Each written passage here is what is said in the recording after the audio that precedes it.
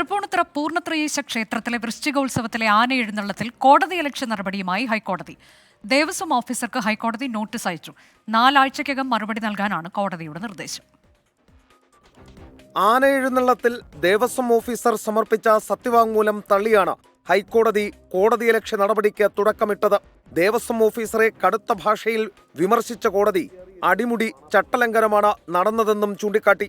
ദേവസ്വം ഓഫീസർക്ക് സാമാന്യ ബുദ്ധിയുണ്ടോ എന്നും മഴയും ആൾക്കൂട്ടവും മൂലമാണ് മാർഗനിർദ്ദേശങ്ങൾ ലംഘിച്ചതെന്ന വാദം അംഗീകരിക്കാനാകില്ലെന്നും കോടതി തുറന്നടിച്ചു.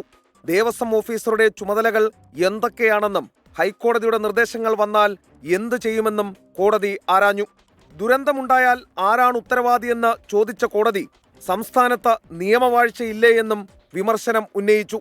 തൃപ്പൂണിത്തുറ ക്ഷേത്രത്തിൽ ആന എഴുന്നള്ളിപ്പ് നടത്തിയതിൽ ദേവസ്വം ഓഫീസർക്ക് മതിയായ വിശദീകരണം നൽകാനായില്ലെന്ന് കോടതി നിരീക്ഷിച്ചു. ഇത്തരം കാര്യങ്ങളോട് വിട്ടുവീഴ്ചയില്ലെന്നും ദേവസ്വം ഓഫീസർ പുതിയ സത്യവാങ്മൂലം നൽകണമെന്നും കോടതി ആവശ്യപ്പെട്ടിട്ടുണ്ട്. എസ് ശ്രീകാന്ത്, 24, കൊച്ചി.